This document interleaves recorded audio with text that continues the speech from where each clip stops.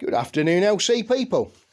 Well, I was on this bike yesterday, as you know, to resolve all the linkage bits on the power valve. And I still wasn't 100% happy about it when I went home. Somebody messaged me after one of my videos and basically tried to explain that, yeah, I'd got this not quite right. And it was trying to go down here and locking up because it was going further down than it should.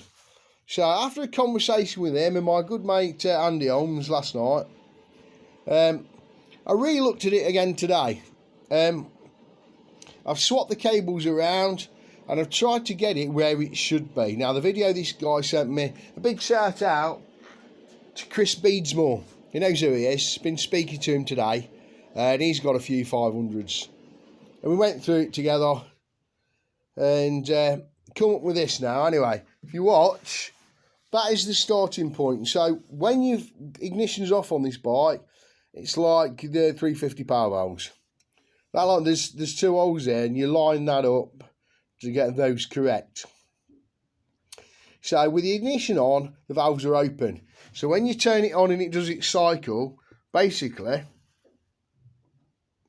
hang on, what's going on here? I don't have any power for some reason. But anyway, what it has been doing, I think the battery's not very good. I have had it on charge. So let's shove it back on. So yeah, that battery must be well and truly stuffed because it's dead again. And I've had it on charge as well. Right, so at that position, that is now lined up correctly here, with the valves open, flush under there, brilliant. So it does what the normal 350 power valve does. You turn it on. That is now doing exactly what it should. And it wasn't happy with it yesterday. So that is now fully resolved and I'm very happy about that. This is what Dave done. Somebody sent us a message, Yam bits do the bits. But this is what I ended up doing. That's chemical metal and that's some axle blade. So that is now good to go again. I've got two of them ready if I need any more in the future. I know what somebody said, they were like, I don't know, 36 or 39 quid a pop. Still 70 quid, isn't it? 70, 80 quid. For a bit of chemical metal and some axle blades. Yeah, if you can afford to spend that money you want to, that's fine. I've always had to do things on a budget, as you know. And that's how Dave's always got round things he could never afford to have. Or probably not do as well as I could have done. Sometimes it's about your budget, isn't it? And what you can and can't do. And have and have nots and all that rubbish.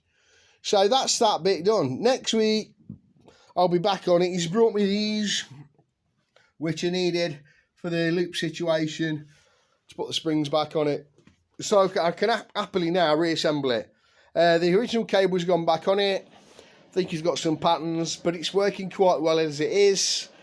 You know my thoughts and opinions on pattern cables. I use them, but sometimes they require work. So anyway, I'm going to slot it all back together next week. Put the exhaust gaskets back on it. Rig it all up, and I'm going to try and get it running. Whether it's Monday or at some point next week, I'll be getting on it. I've got crank and barrels to fetch from SCP for a 350 LC.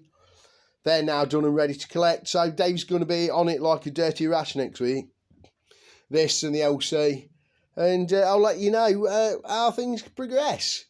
But thanks for watching about this. The saga's not finished yet. I'm sure there'll be something else that's going to grab me and try and like chew me up. But there you go. Dilly dilly.